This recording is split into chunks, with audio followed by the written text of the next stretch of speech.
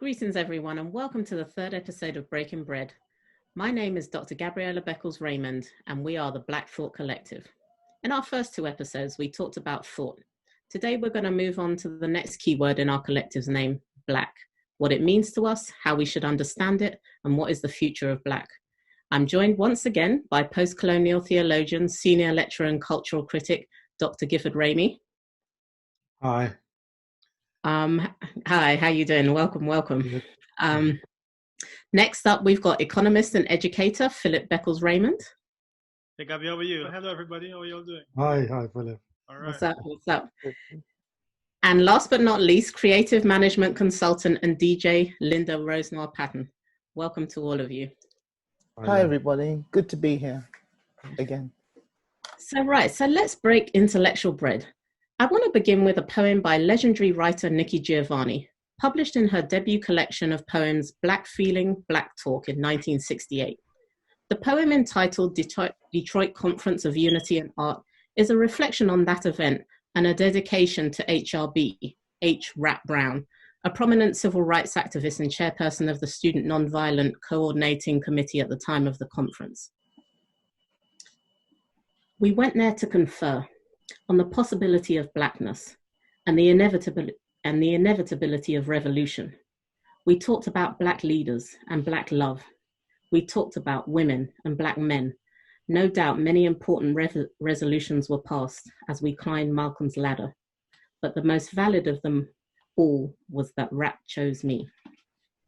So here we are over 50 years later, considering similar challenges as Black people, exploring the tensions and synergies between political, social, and cultural mobilization and the choice of Black love.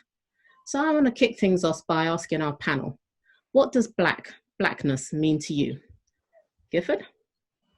Yeah, hi. Yes, thanks, Gabby. Yeah, Blackness formerly was very much a political term for me, in the sense that I saw Blackness as all-encompassing, and the idea was that irrespective of your pigmentation, especially if you were a person of color, you would fall under the umbrella of Blackness, and that's how I used it as a political positioning. More now, I think it's for me, it's more of a functional or functioning word. And by that I mean, for me, Blackness has the idea of holism. And when I think of Blackness, I think of interconnecting realms of our lived reality.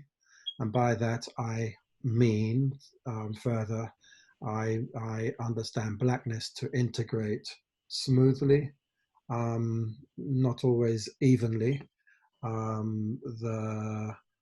the spheres of the mental, the spiritual, the physical, and the social, and their corresponding subspheres.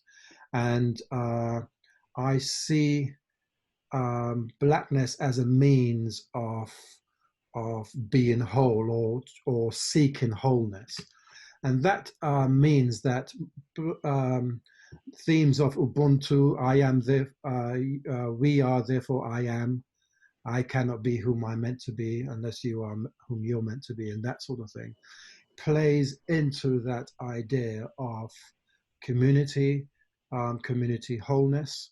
It also plays into the idea of conviviality, that we have a way of living through the funk with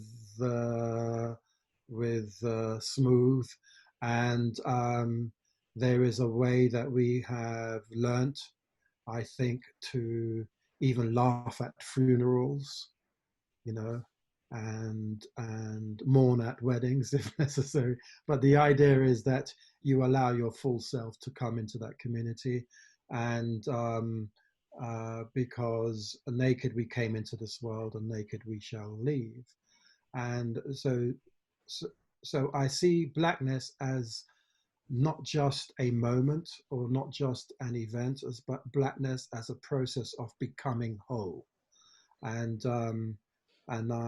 this is something more and more, I think, that subscribe to.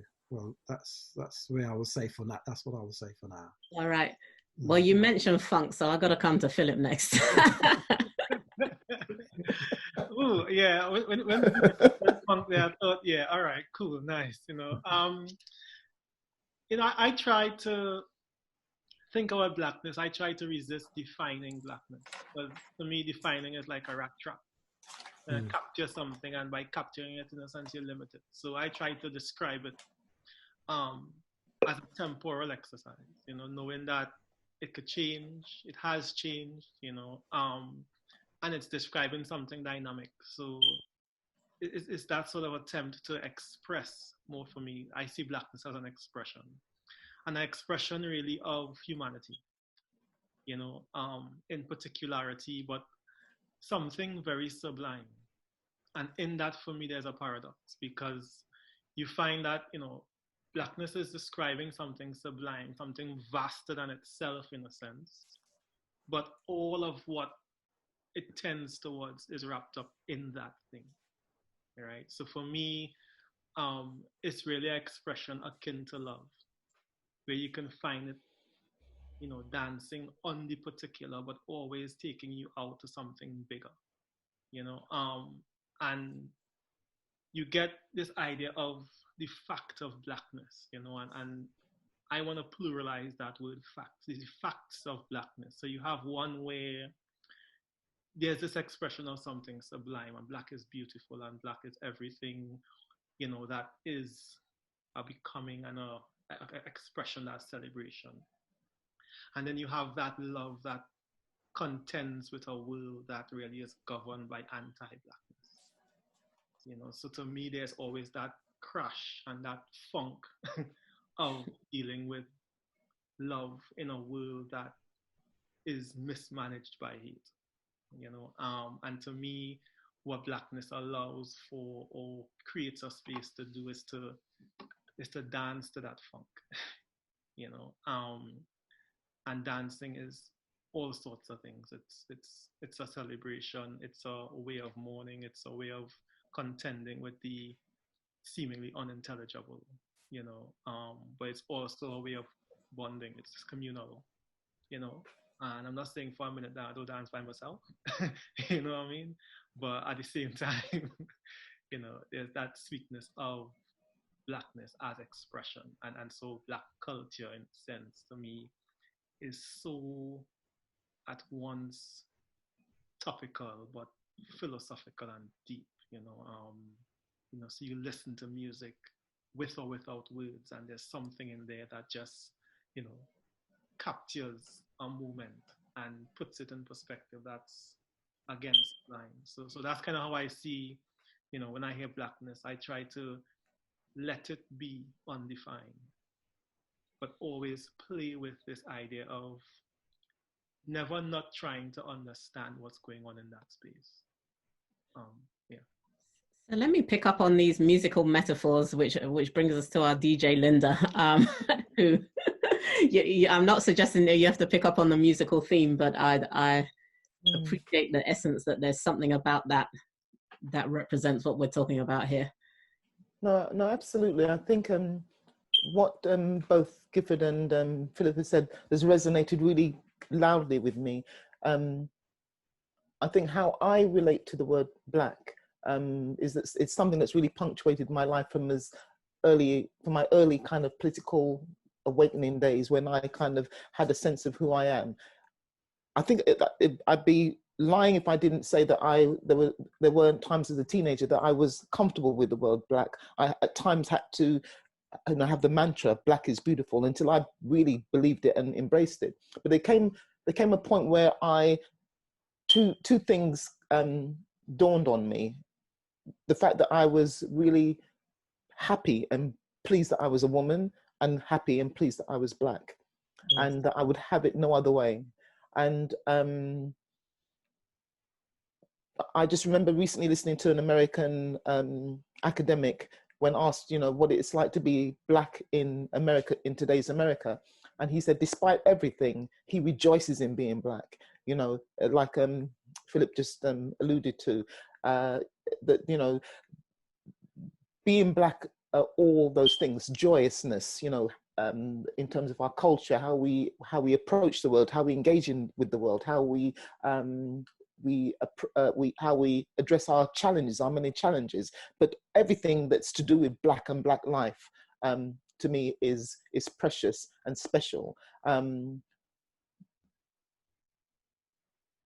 And just to give some examples of how, you know, I've encountered Black in my journey, is that, you know, coming up in the 80s, when, you know, there were lots of unashamedly groups that were associating themselves with the struggle, the Black struggle. You know, it was ever present. You know, there was Black Audio Film Collective. There was the Black Consciousness movement that I really related to strongly. Steve Biko, you know, I think Gifford referenced Ubuntu. I connected with that very early on. You know, Steve Biko said unashamedly, the struggle is my life. It's not something that we can detach ourselves from. This is it, you know, and it's about not shirking and not shirking our responsibilities. You know, this is the way life is set up. It's interesting now that we're in this, you know, post George Floyd era, where people are beginning to really begin to grasp what our struggle has really been about. But for many of us, this is what we have been struggling for and fighting for many, many years. It's interesting that Lloyd's Bank and another big, you know, financial conglomerate are acknowledging, you know, their role in slavery and want to make reparations. But I remember very early on, when I went to make my first bank account, and being a Black person, I would never bank with Lloyd's and I would never bank with Barclays. Yep. That was just something, you know, that we did. But yes, it's kind of something that when I think about Blackness, you know, and, you know, by extrapolation, Africanness, is something that I feel nothing but pride and joy to be. And it's something that's really sustained me. And I think that there's something in the Black existence that really kind of sets us aside from other races. I think by dint of the struggle that we encounter, and our capacity to still be joyous and still be celebratory and still, you know, sing at funerals and really celebrate, there's something about Blackness that is really unique. So I'll leave it there for the time being. Yeah, no, absolutely. And I think that's so important and interesting that you'll echo that kind of sentiment, especially in these, like you're saying, post George Floyd times, where there seems to be a kind of commiseratory tone among white people, you know, kind of trying to reach out and say, you know, how is it, you know, how are you feeling being Black? And it's like, man, we're all right, man. We just need you to leave us alone for a minute. Like, left to our own devices, you know, we're good with being Black. Like, it's not a negative for us, as it's often kind of conceived of by those who aren't Black. I want to pick up on this point though, and some of the kind of the paradox that a number of you have touched on, in kind of this expansive, universal, spiritual understanding of Black, and this question of Black solidarity and the particularity of Black. And I'm thinking in this context, and I think this is particularly relevant for us here in the UK, where, as you refer to, Lynda, there have been many instantiations of political Blackness, whereby Blackness has come to include people who aren't of African descent, let's say. And where, for you all, do the boundaries of Blackness then reside? And in light of your response to that, what does Black solidarity look like? Is it possible? Is it preferable? How do we proceed from here? I'd like to jump in there simply because that question or that statement really resonates really strongly with me, because I almost can remember the exact moment in time, in terms of my development and my consciousness as a Black person, that I began to understand that, that in many ways there are many nuances to Blackness, and that we have to fight multiple battles simultaneously on different grounds. And it's okay to be flexible. It's kind of, in a way, what in my personal philosophy, it's really what's required for the struggle at any given point in time. There isn't just one way to fight a battle. And I think when I think of key heroes like Toussaint Louverture, you know, and the inventiveness of how he fought that battle under, you know, really unbelievably challenging circumstances. Yeah. It kind of speaks to another aspect of Blackness, and which is to do with resourcefulness in the face of unbelievable challenges. I wanted to make a point about just repeat the question the statement that you said. Just talking about solidarity and what are the boundaries of Blackness in because kind of interracial context, if you like. Right. So at the height of, in the 80s of movements like African Liberation Day and Kwanzaa, things that were distinctly Black, that punctuated this, our culture and related to how we kept ourselves together to be able to encounter the struggle and to meet the struggle. There were a lot of sympathetic supporters, who, to my mind, were very key to the struggle. At the beginning, you'd go to meetings or dances and there'd be a strict Black-only policy, unapologetic. But I've come to realize that, consciousness really doesn't have a color, to my mind. It really is about your understanding and what you're really going to bring to the struggle. So your level of consciousness, whilst I accept that Black consciousness does exist, there are white people and there are people of other ethnicities who really do lend a real support to our struggle, and that I think shouldn't be discounted. And I don't think that devalues us as Black activists in any way. I think I've witnessed in many instances, or several instances, I said over the years, where I think that the actions and the motivations of some Black brothers and sisters have not been beneficial to the struggle. And I think in some ways that's far more detrimental and backward than a white person, for instance, who will, in practical terms, lend themselves to the greater good. So I don't know if that answers your. I think Priti Patel is the case in point, but not wanting to labor her. I think one special characteristic of Blackness is hospitality, and to some extent one can argue that hospitality has been our death as well, and because in many ways that is how the enslavement of Africans happened to a large degree, because of our egalitarian sense of hospitality. And but nevertheless, that has stayed with us, this idea of bringing people in and allowing people to be part of. I think the boundary or line that I would draw is where that solidarity is threatened by whiteness. Absolutely.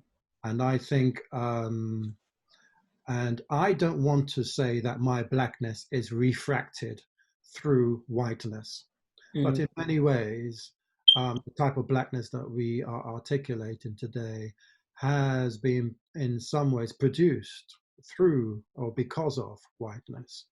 And because I think Blackness as a gift to the world, Africanness as a gift to the world, is who we are and what we are, and really for me amounts to what humanity is. And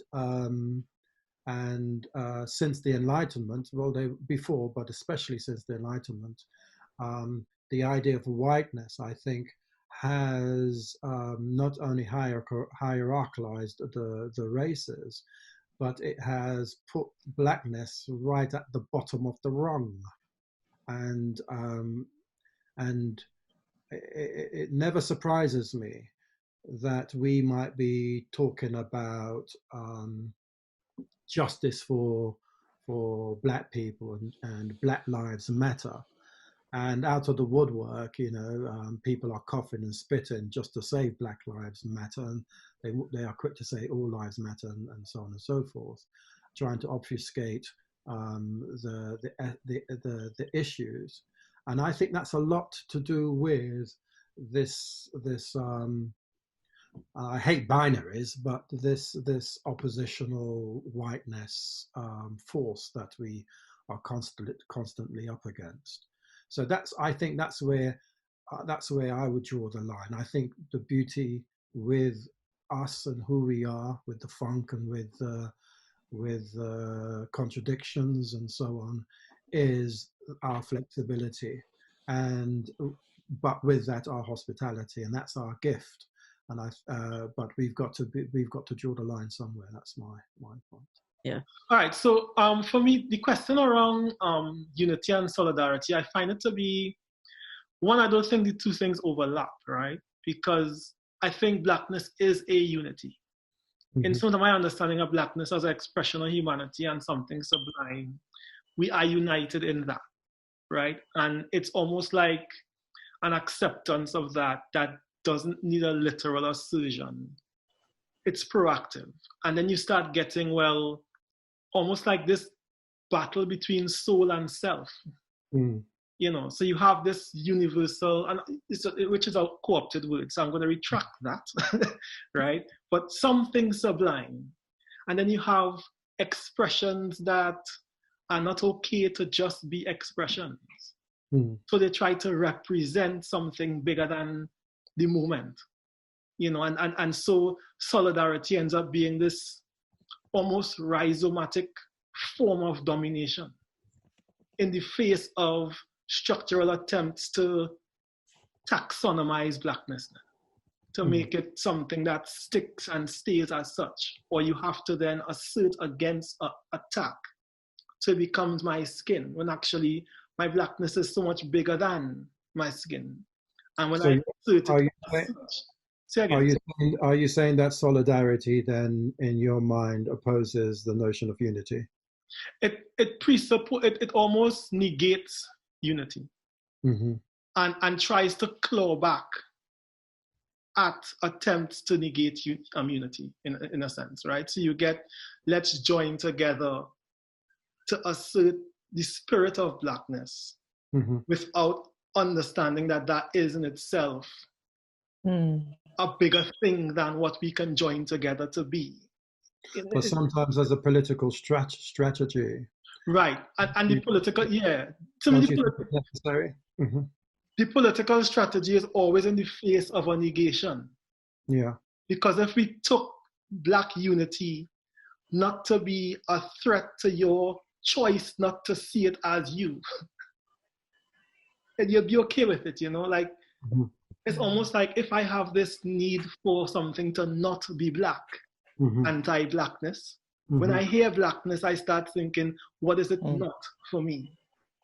So really, you're then saying, are you then saying that you see the unity of Blackness as something that people enter, rather than something that people get? Even more than that, I think the unity of Blackness is something that is. So we don't enter humanity. We express that. That's a birthright.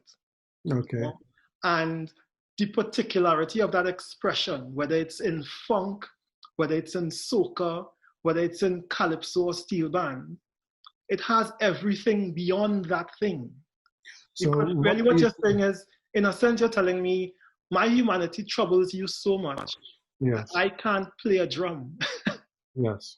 So I create this thing out of the wellspring of creativity that will keep coming again and again and again. So here's the thing. Whiteness has done such a job on us that many people who are already Black don't know that they're Black, if you know what I mean. And one of the cries of the Black Power movement, for example, in the 1960s and 70s, was this negritude cry of Black is beautiful. And I remember in the 70s, growing up as a kid in the 70s, how that mantra, Black is beautiful, was so important to me for my own reconstitution, literally. For me to believe in the shape of my nose, the complexion of my skin, the texture of my voice. That mantra, albeit short-lived in the sense that there's only so much it can do, because as you quite rightly say, and I agree with you, Black is a sort of pre-existence. It's already there, all right?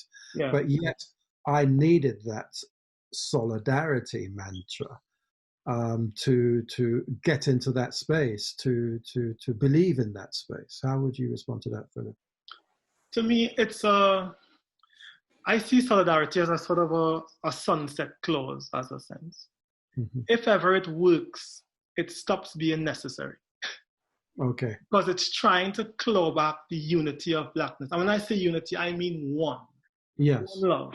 Yes. You know what I mean? The idea that to be Black is to assert something that is indivisible. Yes. Right? Now, it's like now when you get political correctness and they try to prescribe the ways in which you cannot be offensive. So they give you these categories that keep getting longer every time we make any headway. Yeah. So, they're going to have a whole alphabet soon. And then, they're going to add to that place and time and whatever else categories they want to. Yeah. When eventually you get back to something I was just saying, just leave it all alone. Mm. And in that, I'm not being naive about the practicality of on the ground. Mm-hmm. You know what I mean? Whether it's numbers here in Britain, or the dominance of distributive justice that says we have to have some quantification of correction. But for me, this idea of solidarity, it should be seen as a attempt to reassert something that is totally beyond it. And so I say Black unity as that thing. So to me, whether it's preferable or not, it's less, that's more a conversation for solidarity. But on unity, that's just a fact. Yes. So when Fanon says the fact of Blackness as something more closer to ontological or the encounter with whiteness, I think that is a fact of Blackness. Another fact of Blackness is its permanence and its unity. Beyond or before, you have people who are troubled by that reality and such don't see themselves in it. Mm-hmm. And then have to see, well, if Black is beautiful and I'm not Black, your statement offends me. Well, no, just leave it alone and be beautiful too, and you might find yourself in that unity space. It's tricky. I don't know what y'all think about that. But the way I kind of another way of articulating it is saying that solidarity is a constitutive of identity politics. But identity politics can only go so far, but there's something beyond identity politics. But yet identity politics is necessary for one's survival and for one's assertion. That's how I'm framing. That's one way of framing it, I think. So can I push a bit, and I want to bring Lynda in here as the longtime activist among us, is that to me, yes, I hear all of what you're saying, but there's a certain element where it's kind of abstracted and theoretical, and actually these facts of Blackness have to grapple with the very real social, political, cultural circumstances we find ourselves in as Black people. And I think Lynda touched on it before about there's an element of Black pragmatism that you have to have. And so I wanted maybe, Lynda, if you could pick up and talk a little bit more about what that might look like in your experience as an activist, in terms of how do we actually strategically get things done, and are there compromises that are legitimate? Are there identity politics that must be played? Are there notions of solidarity that have to be entertained for pragmatic reasons, even though there's this higher spiritual understanding of Blackness that ultimately you're talking about? Right. I mean, from my perspective, I'm just as Gifford and Philip were talking, it struck me that it's something I've always believed. It's how to translate the notion of Blackness and the notion of solidarity and the notion of Black unity into practical action. And for many of us, well, for the majority of us, the burden of being Black is that the survival, that we have to do on a daily basis. And within that, the context of the struggle and the survival, the actions that we do every day to survive, we have to somehow work out a way of pushing back and challenging, the racism that people experience on a daily basis. And for me, I was always consumed with how do we translate that into practical actions? How do you appeal to the single parent who has, just all-consuming concern with just having to feed their children and, get through the week? So sometimes just the nature of life doesn't even afford us, the everyday person, the everyday Black person, the ability to connect and to make, make their contribution. And in the past, that's been, characterized by campaigns, where we've had deaths in police custody, where in many instances it was the women that were the forefront of those political battles, who got behind their men and, set up petitions and marches and campaigns to get keep cases in the limelight and seek justice. And that's because many of the time our men were at the forefront of the brutality that was going on. So it was, it fell to the women to step up and head up those battles. Fast forward to 2020, we have a unique, I think, moment whereby there are, the first mention in my lifetime where we are placing, we're not just saying racism, we're saying structural racism, we're talking about institutional racism, we're talking about deep-seated embedded racism, racism that can be batted away and has been batted away, previously. Now we're saying this is something that we're talking, that goes to the heart of most of Western societies. And we are saying that, it's not for us to solve it, it's for you to recognize what's going on. And so for me, this is an opportunity where, there are conversations about, like, for instance, a recent example of the Black Writers Guild and the letter that came back in relation to key publishing houses that unashamedly acknowledge that we could and we should and could do better, and pledging to start putting together strategies that will begin to address some of the blatant racist practices that have been going on for decades. This, I think, affords the average ordinary person a glimpse into how things can begin to change, which I don't think we've ever experienced before. We've never got to the point where, that's why when they talk about, the death of, the appalling death of George Floyd, but that was one of 1,000, tens of thousands of it wasn't that death, it was everything that came before that came to that point, and that's, it's kind of like this critical maths of blatant cases of, institutional murder that we witness that really is a point of no return. So I just think it affords an opportunity now to really crank up the conversation in terms of what we're really talking about, and in so doing, flag up to the ordinary people, how people who've never demonstrated before find themselves going to multiple demonstrations, being out on the street, doing, peaceful demonstrations, and, holding people to account. Well, let me pick up on something you said. You kind of mentioned this in the UK context, this kind of paradigm shift where we are actually now talking about institutional racism. And I say that kind of rolling my eyes because the question was obviously brought to bear with the Stephen Lawrence case. And obviously for those of us who grew up in Black conscious context know that the term has a far longer history than that. So just to qualify that is just now white folks in England are kind of being forced to take it on as a term. But I'm more concerned, or let me add to that, or what I want to jump off from there is this significance of that kind of paradigm shift to the institutional. And I want to put out there another paradigm shift. that has been taking place since the late 80s, but I think again has a much longer history in Black feminist writing. And this notion of is now popularly being referred to as intersectionality, such that it puts on the table the question, in addition to structural racism, there's intersectional structural domination. And does the notion of Blackness in that context then need expanding?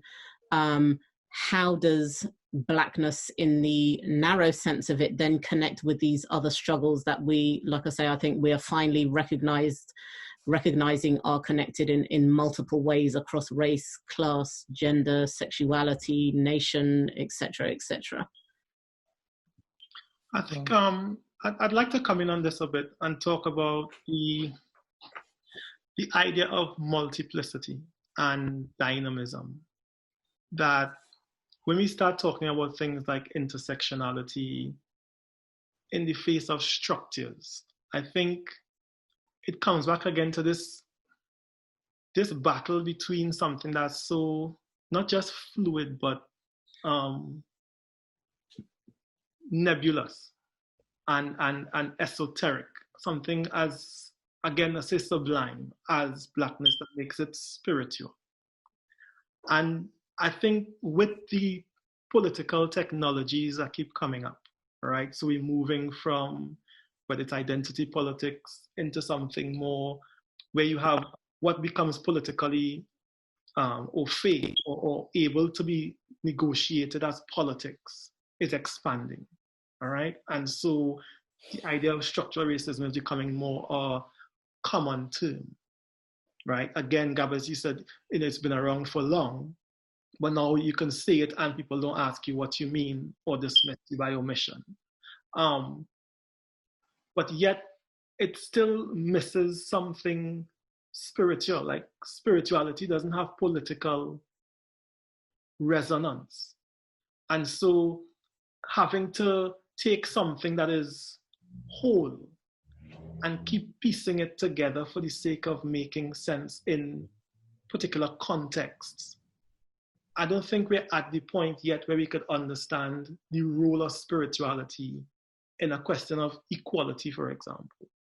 So I think what I'm trying to push here, right, is that whether we like it or not, we've inherited what are social and political categories, right? Race, gender, class, so on and so forth. Right. So I'm not negating the notion of the spiritual, but what I'm talking about is the way, and I'm thinking now back to our conversation about thought, right? The way epistemological terms and language shape our consciousness. It's a two-way street. So the terms shift a certain consciousness.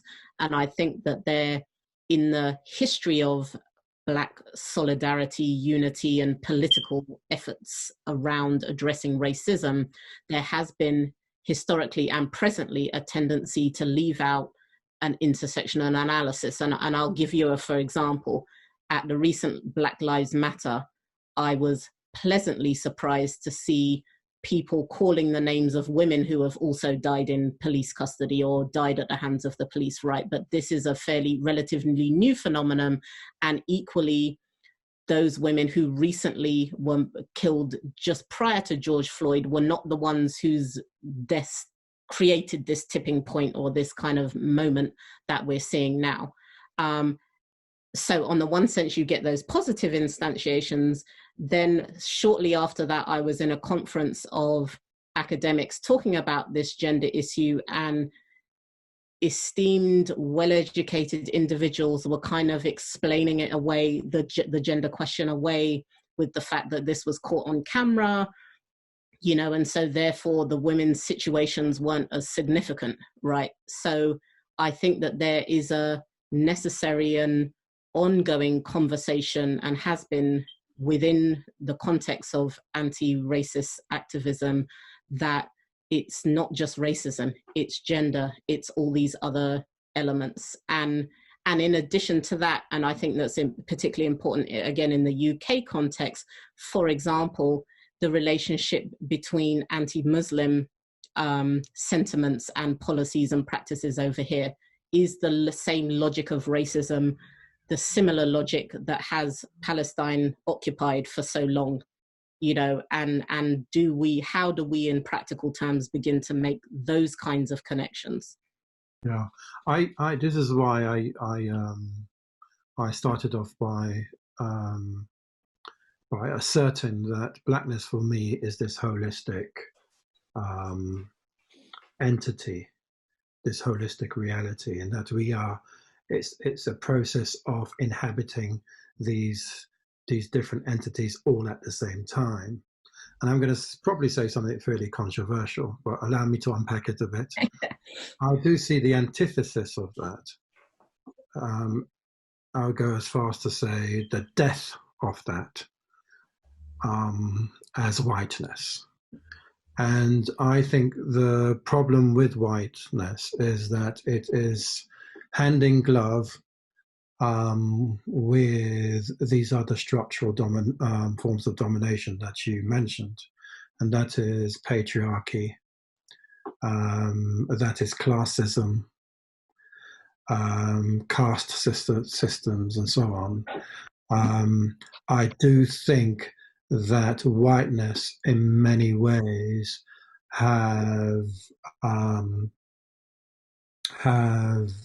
been the culprit, really, of fragmenting the whole life into these seemingly disparate parts, and thereby have divided in order to conquer. And to some extent, where Blackness has been depleted, where Blackness has been less than, I think it's because of the incursions of whiteness. And that's a pretty controversial statement. I would also I would use Charles Mills, for example, talks about the non-Cartesian sum, or the Cartesian sum. The idea that the Cartesian gaze or the Cartesian epistemology is constitutive of whiteness, i.e., that mind is better than the body and the mind is superior to all other domains, that there is a hierarchy of one's self, and there's a hierarchy of races, and the list goes on, and there's a hierarchy of gender, and there's a hierarchy. I think that this picture buys into a force that is destructive, and I think many times Blackness plays into that. Now,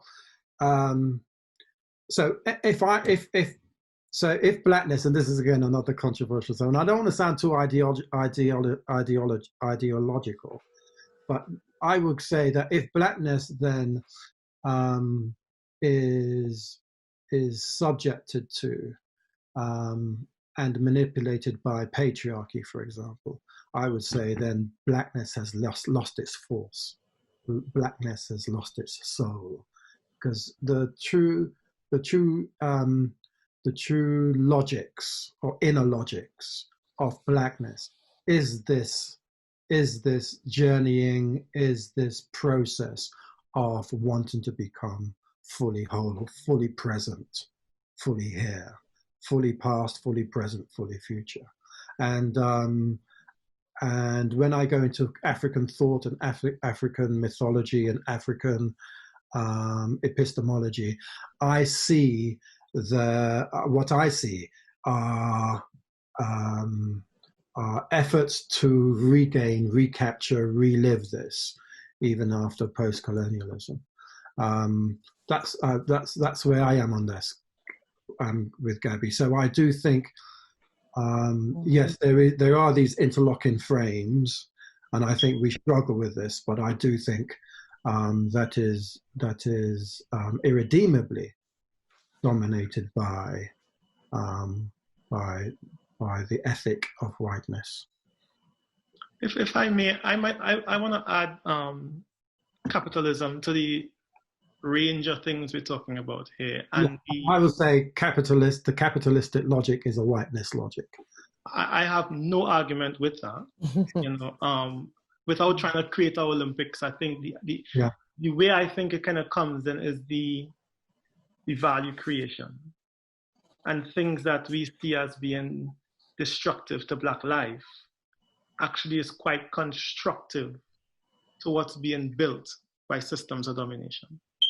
and you get forces of exchange and of wealth built upon, this idea of fragmenting, segmenting, and distorting reality, really, in a way that is quite voracious and insidious. So we could think about, in the face of calls for justice, that has never been absent from the attempt at injustice. So to create something like a abolitionist movement presupposes that there was never, at the beginning of slavery, a cry against slavery. To historicize something as the end of it is to suggest this was going okay. And it came to a point where it was not okay anymore. But that's a particular gaze, right?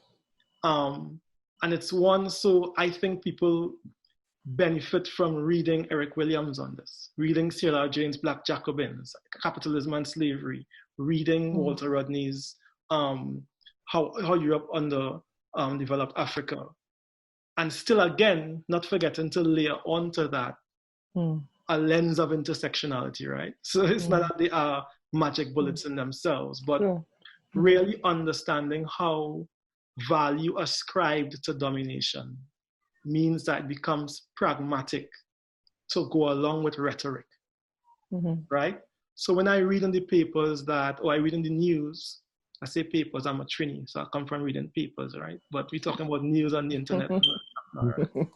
But when you read that Lloyd's of London is paying reparations, you really have to ask, okay, this must be seen in the context of a capitalistic logic. So there's something here, right? And you scroll down from the headline that's meant to invoke a particular understanding because it's a loaded term. Something that they've had no time for, right? And all of a sudden, okay, you're paying reparations in a very expedient way, right?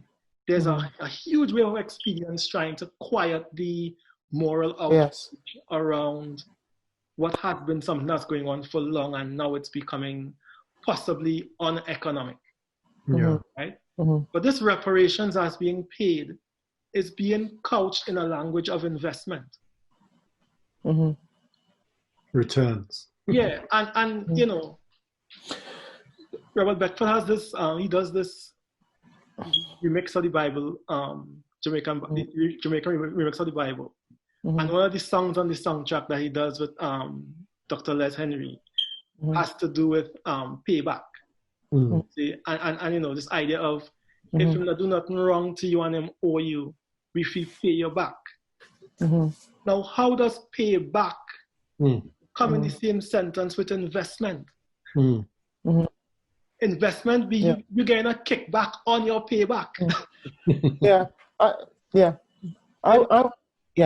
I think that's a really salient point that you raised. But it just strikes me that this is an emerging picture that we're witnessing. This is a real kind of seminal point in the struggle of Black people universally. And one thing is for sure, that how we approach this, everyone's got to work out how they interface with this new challenge. And Gabby's right that there has to be an overlay of intersectionality. It's almost that is it Kirsty Crenshaw, Kimberly Crenshaw.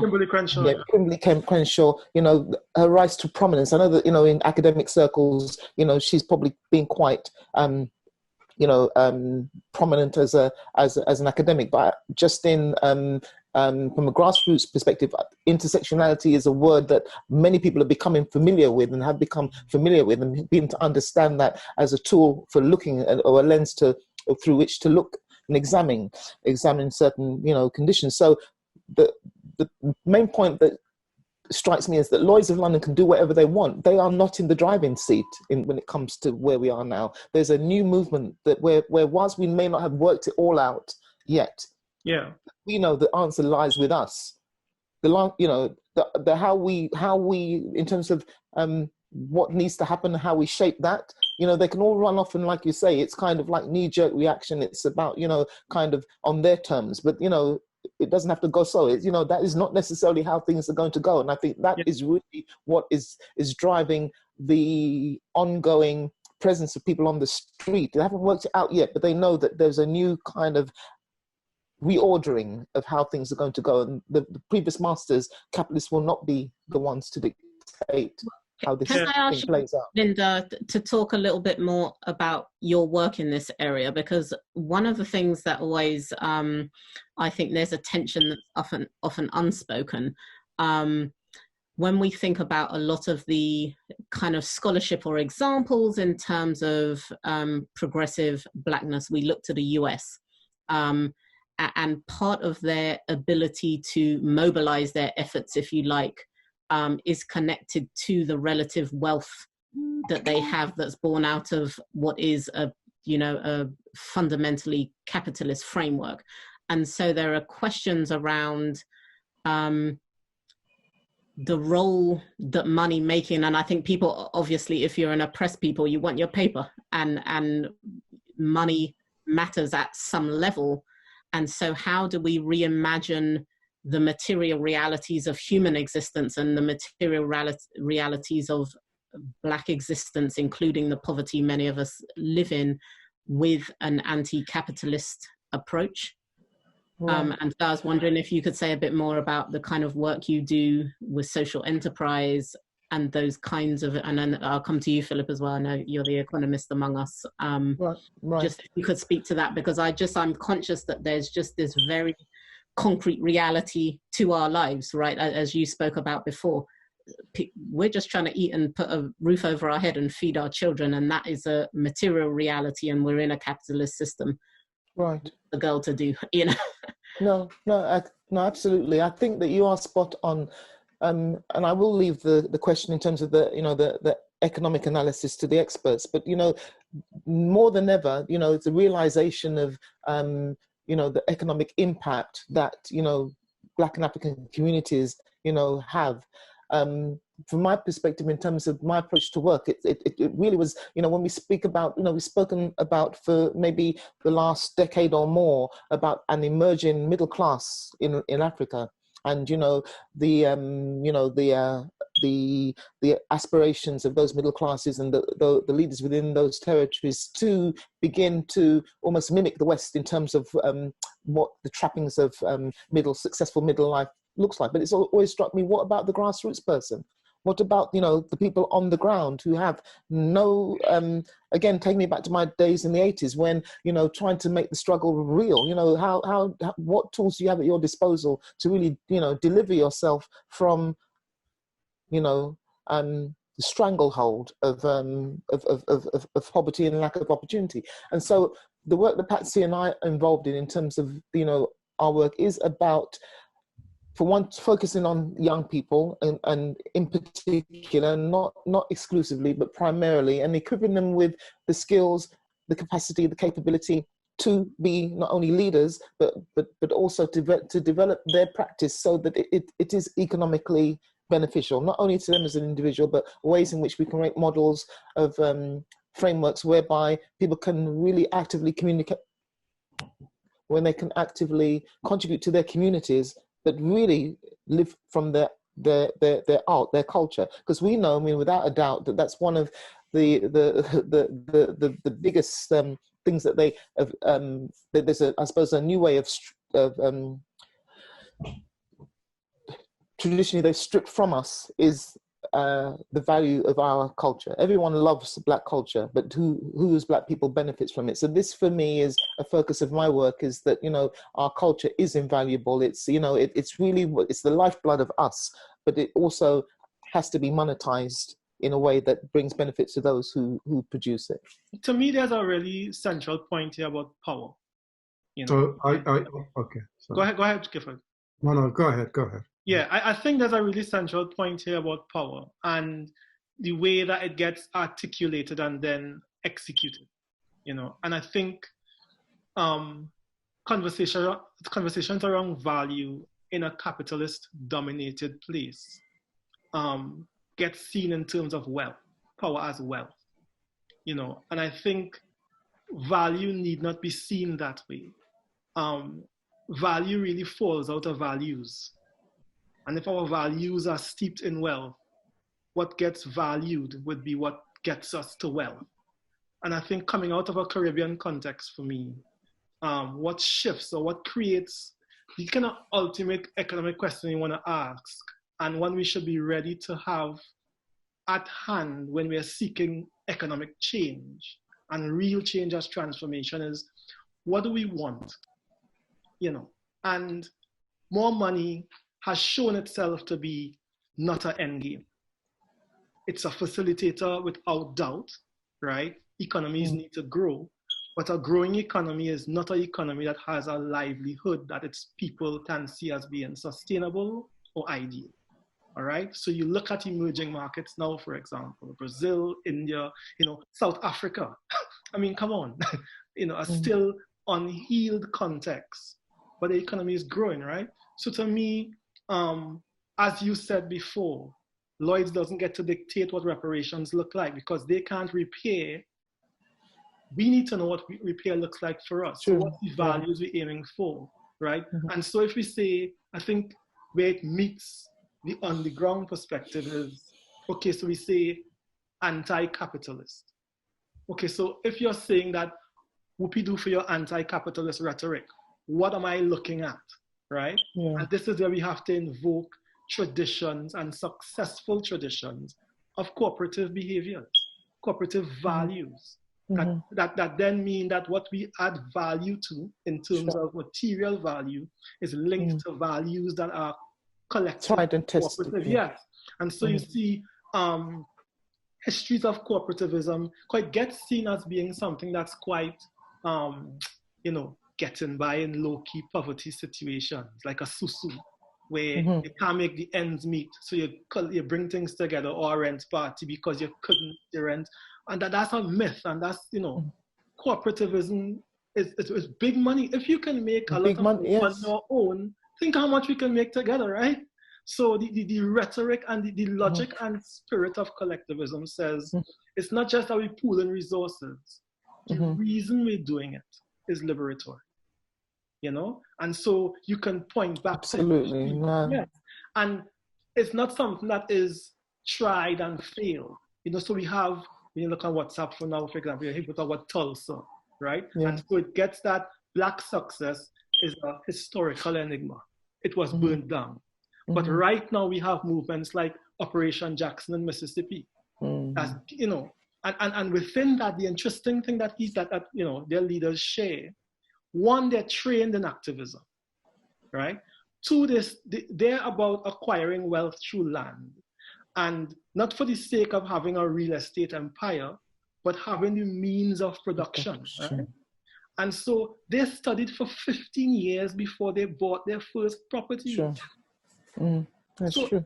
You know, and so what I find inspiring about the work of Black women is that, like, I look at Ella Baker, for example, like a Claudia Jones, like both of you sitting in front of me now, is that you don't bump up your gum. You know, you're doing work, and you're not doing work because you've shut off the thinking. It's because in our bravado as men, we don't stop to think, well, what is really backing what you're doing? Because that question of vulnerability that says, let me find out how this could be done collectively, is removed.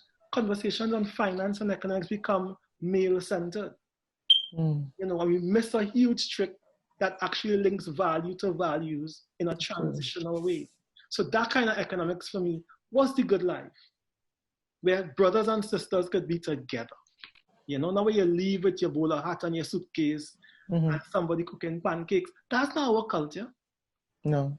You know, and it's not essentialist thing. It's just, that is unity. That is Blackness. That is sweet Blackness, right? Where it doesn't have to be millionaire Blackness.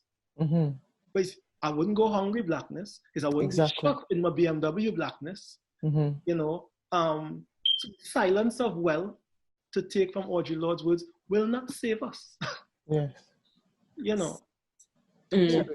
Absolutely. So let me push this conversation, because I'm conscious of time now, although I would love for this to go on and on and on. you've kind of pushed us in that direction anyway, Philip. I want to talk about, well, what for you all then is the future of Blackness in light of all that has kind of come up today? I'll start with you, Gifford. I think the future of Blackness is promising. I think the current mood of Black Lives Matter and is an indicator of that. I do think we have to draw on some more solidarity in order to accelerate our movement forward. And that really goes on the back of what Philip has been saying, you know, of finding our roots, finding our common cause, and being comfortable with that. The struggle that I think we will always have is of combating and transcending the benchmark of whiteness. I think that will constantly be our struggle, and to you know, the anthem, the Black anthem in America, the African American anthem, "Lift Every Voice," I think is what our is what my future Blackness wants to do. You know, find a place that empowers people and to bring restitution to people. And that's what I am committed to. I really am at the age where I really have to think seriously about where I appropriate my energies. And I do lecture, and so with some lecture I do have to send the students back to the library to do research and to educate themselves and so on. But I know that there is power. There's power in this worldview, and in Blackness, which I think is the cradle of our humanity. And I don't want to just say it with hubris or anything. I say it with a lot of humility. One last thing as an example of that, I taught a class. This was a postgrad class, a module called Race, Identity and Nation. And this was the students were different students from mostly from Europe, but from different parts of the world. And here I took the students through themes of race, themes of identity and nation in the Bible, and enable them to see that the Bible does actually talk about these things in very powerful ways. And sometimes the Bible is problematic with this as well. And I'll never forget the words of one of the students, a Hungarian student, who said, of all the classes that he has taken, and in his undergraduate and postgraduate work, this has been the most transformational class he's taken. He said there are times when he couldn't sleep at night. There are times when he had to abolish his presuppositions and assumptions and biases and prejudices and so on. And he had to ask himself some very hard and difficult questions, and pose some of these questions even to his parents and other family members. And I thought that was a triumph. And really, the reason why I thought that was a triumph, because much of my paradigm, the paradigm of my presupposition and assumption and so on, was that of Blackness, because I do believe that's what the Bible in itself, that's the rubric within which the Bible operates. It's just that it's been totally lost for 1800 years. And so I do see that as the future, and I'm just thankful that I have a small part to play in that. Fantastic. Can I come in on education in a way that I want to point towards Lynda on activism? And I mean, you might have other things you want to say as well, but I just want to kind of, as a teacher, you know, I think, to me, the future to me is on trying to teach spiritual Blackness as economics, you know, as a way of valuing life that pulls on values of unity, sublimity. That means that we actually extend back Sankofa style beyond the reach of capitalism. So it's a revolution that's taking place in the living room. Yeah, it's one where the values of home speak to families that go beyond just a nuclear space. If we have a pedagogy that speaks to that, it means that we don't have to go into a laboratory to test things. We have real life to learn from, you know. And I could say, Philip, your future is your present, because I've been a beneficiary of what you're talking about from your home, that is, yeah. You know, so it's that idea of trying to say, okay, if we are able to learn in the spirit, the logic of cognitive dissonance gets deprioritized. Because what we have going on now is a sort of false economy in which we are trying to pump knowledge against something that's, Charles Mill says, you know, it's resistant to evidence. Yes. You know, and that allows us to have claims of implicit bias. Gabrielle, you've written on this stuff, right? You know, the ridiculous idea of, okay, in the wake of George Floyd, we get it now, we will start doing more training on implicit bias. I mean, are you serious? You know, and so you have this coming out as a reasoned response, right? So if we could have a pedagogy of spirituality, you know, in the way, you know, I'm reading Robert Beckford's work now, you know, and the way he takes theology, I feel like I'm reading economic theory. You know, our economics of Blackness hasn't come under Adam Smith and the Wealth of Nations and profit and demand and supply. It's come under, you know, what Martin Luther King said, communism didn't get it, capitalism didn't get it, we're talking about love. You know, and when we say love, we're not talking about a love without power. When we say power, we're not talking about power without principles. It's that, you know. So what your dissertation would look like, what your internship would look like, we're not going to Barclays. You know, we're not trying to go to McKinsey. We're trying to say, okay, let's go and really, you know, have this, how can I appropriate my learning and skills towards transforming community? You know, towards coming up with the next currency that isn't a capitalist exchange rate. It's a how do we get people to unlock creativity to create the future we want. And that we're not afraid of the youth.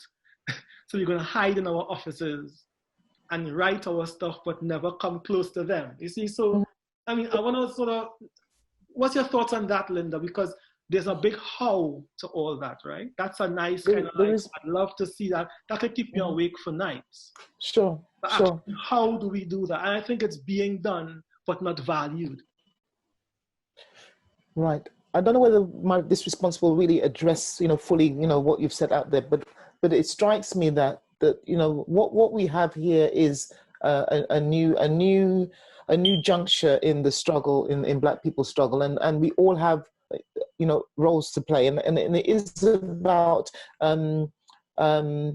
approaching old problems with a new lens in terms of economic solutions, and we can scrap, you know, we can junk the old methods. You know, what's called for now, it seems to me, is a new way of doing things, because there will be a new world order, whether people like it or not. There will be people who will be left on the way, but very much this thing is rolling. People are on a roll, and the young people are very much at the forefront of this new revolution. And for me, you know, it is about, you know, the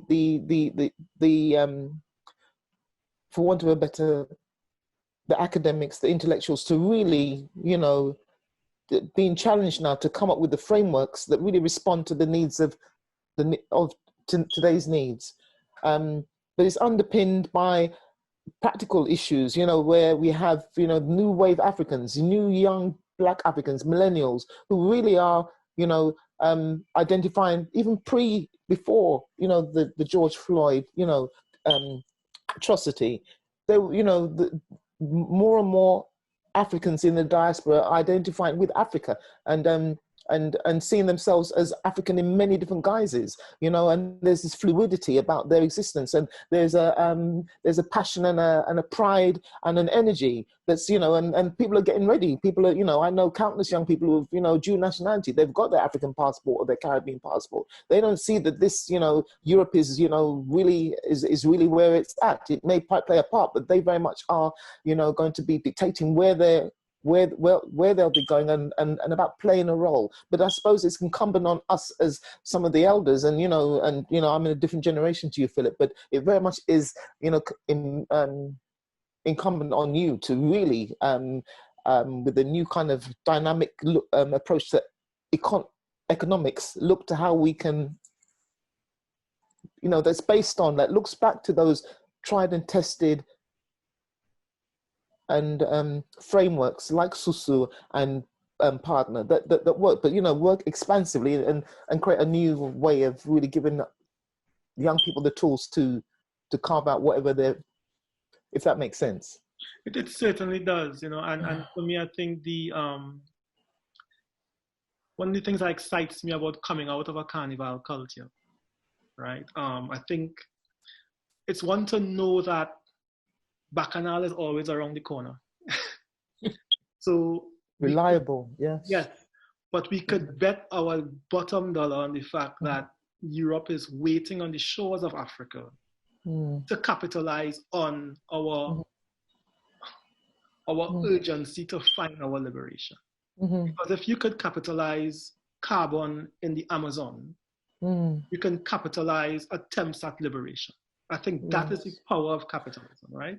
And so to have these values as the Zulu shield, but almost softened or made organic by understanding that it's not a fight fire with fire, where we're looking to dominate power to become a new power in that sense. If it's a power domination, we lose.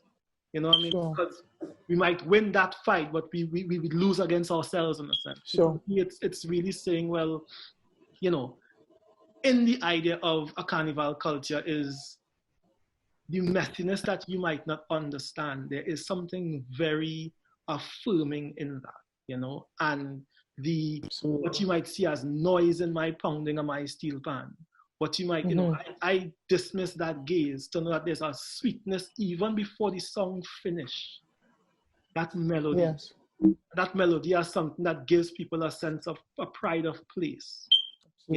That reasserts the freedom beyond what you would call politics. It's training me for leadership.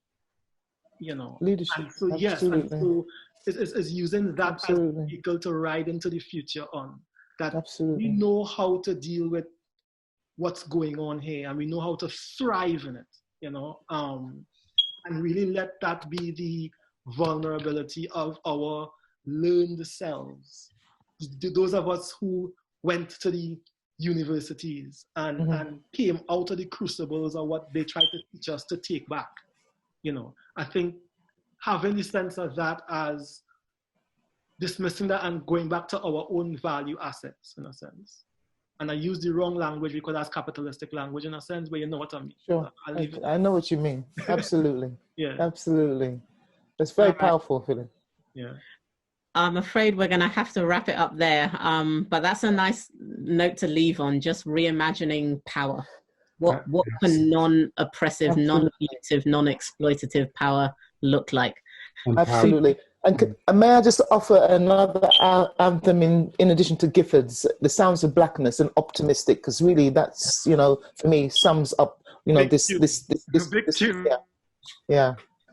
Absolutely. Absolutely. Well, thank you very much for you all for joining us. I really appreciate you being here. And thank you all out there for listening. We're going to have to wrap it up there for now, I'm afraid. Don't forget to join us for our next episode on Blackness that will feature other members of our collective.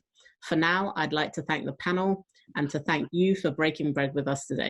We're the Black Thought Collective. Until next time, one love.